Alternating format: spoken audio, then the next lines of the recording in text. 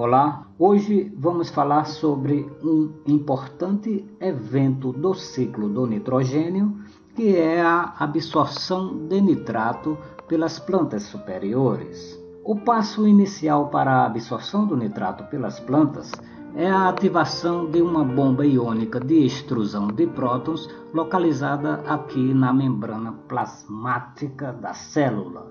Esta bomba é catalisada pela enzima pH+, ATPase, e desta forma ela joga prótons de dentro para fora da célula. Assim, o gradiente de prótons gera uma força protomotriz, redirecionando os prótons para dentro da célula outra vez. O nitrato é absorvido acompanhando o fluxo de prótons num processo ativo secundário denominado simporte, que nada mais é do que um carregador que se localiza na membrana plasmática, que joga dois íons ao mesmo tempo para dentro da célula. Souza e Fernandes, no capítulo 9 do livro Nutrição Mineral de Plantas, editado pela Sociedade Brasileira de Ciência do Solo, apresentam dados experimentais que demonstram a importância da força motriz de prótons no transporte de nitrato através das membranas. De acordo com esses autores, isto explica em parte porque a velocidade de absorção do nitrato aumenta à medida que o pH da solução externa diminui.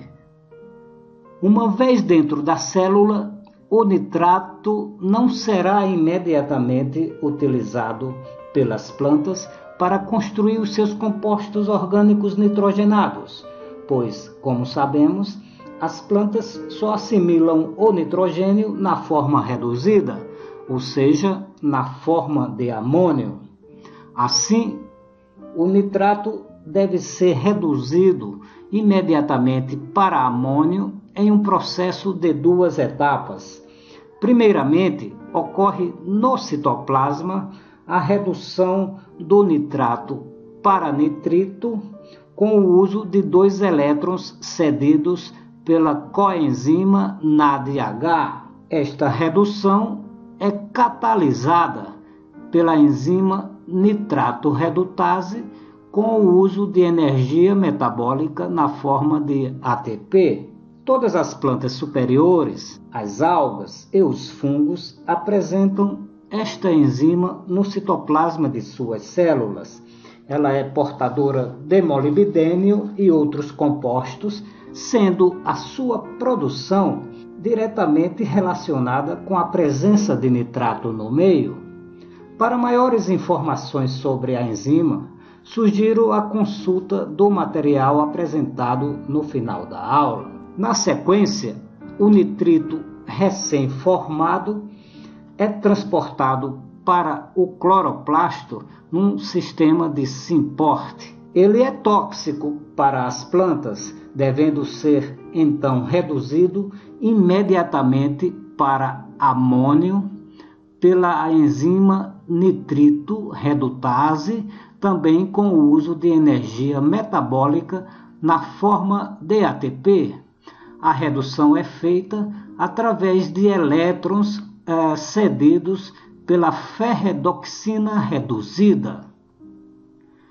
Assim que é formado, o amônio deve ser convertido imediatamente para aminoácidos por 2 motivos. Primeiro, porque ele é tóxico para as plantas, e segundo, porque elas precisam construir os seus milhares de compostos nitrogenados que são essenciais para o seu metabolismo. Esta conversão envolve a ação sequencial das enzimas glutamina sintetase, GS, e glutamato sintase, chamada de GOGAT. Na verdade, esta sigla GOGAT significa glutamina 2-oxoglutarato aminotransferase, que é um outro nome da enzima glutamato sintase. Assim como se observa nas reações sequenciais, o amônio é inicialmente incorporado em glutamina por meio da glutamina sintetase e depois para glutamato por meio da glutamato sintase. Uma vez assimilado em glutamina e glutamato, o nitrogênio é incorporado em aspartato e asparagina por meio das chamadas reações de transaminação. As enzimas que catalisam essas reações são conhecidas como aminotransferases e asparagina sintase. A assimilação do nitrogênio se completa com a formação dos demais aminoácidos e compostos nitrogenados que ocorrem nas plantas, tais como as proteínas, os ácidos nucleicos, as enzimas, etc. Este esquema é quase idêntico ao anterior, com a diferença que as reações de redução do nitrito para amônio e do amônio para os aminoácidos, neste caso, ocorrem nas células do sistema radicular, numa organela chamada plastídeo. Note que nesses plastídeos, os elétrons que fazem a redução do amônio para glutamina e posteriormente para os demais aminoácidos são doados pela coenzima NADH, que, segundo a literatura, é mais abundante nas células radiculares. Por fim, destacamos que as reações de assimilação do nitrogênio, que ocorrem tanto nas células radiculares quanto nas células do mesófilo foliar, têm um alto custo energético, utilizando diversas moléculas de ATP, como já foi mencionado.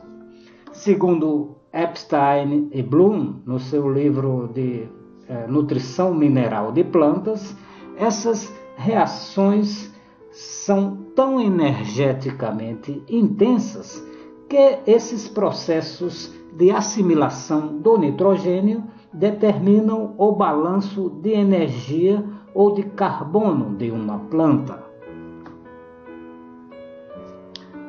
Por meio deste esquema genérico, esclarecemos que a assimilação do nitrato, passando pelas diversas etapas, como redução para nitrito, do nitrito para amônio e do amônio para os aminoácidos, iniciando com a glutamina, glutamato, até as proteínas, ácidos nucleicos.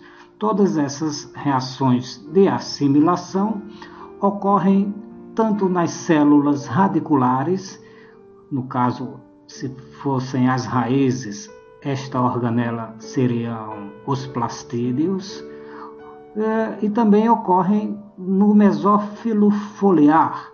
No caso da folha, essas organelas aqui seriam os cloroplastos. Então, isso tem que ficar claro nesta aula. Outro objetivo da apresentação deste esquema é dar os nomes, de todas as siglas, a legenda com todas as siglas e compostos apresentados nessas reações, tanto de absorção quanto de assimilação do nitrogênio pelas plantas. Esta aula foi organizada com base nesses dois excelentes livros que estão no acervo da nossa biblioteca. O primeiro, Nutrição Mineral de Plantas, de Mânlio Silvestre Fernandes, editado pela Sociedade Brasileira de Ciência do Solo. O segundo, também um excelente livro, intitulado também Nutrição Mineral de Plantas, já foi comentado inclusive em alguns vídeos deste canal, né? Um livro excelente dos americanos Epstein e Bloom. E como leitura extra sala de aula, recomendo este livro que foi publicado recentemente no Brasil, chamado Origens, de autoria do astrofísico americano Neil deGrasse Tyson, tendo como colaborador o astronauta Donald Goldsmith. Tyson, como sabemos, é o sucessor de Carl Sagan no trabalho importantíssimo de divulgação da ciência no mundo. Neste livro, os autores nos conduzem à fascinante história das galáxias e dos planetas, mostrando que a origem da vida na Terra não é apenas microbiana, mas cósmica. Era isto que tinha para hoje. Vejo vocês na próxima aula. Obrigado.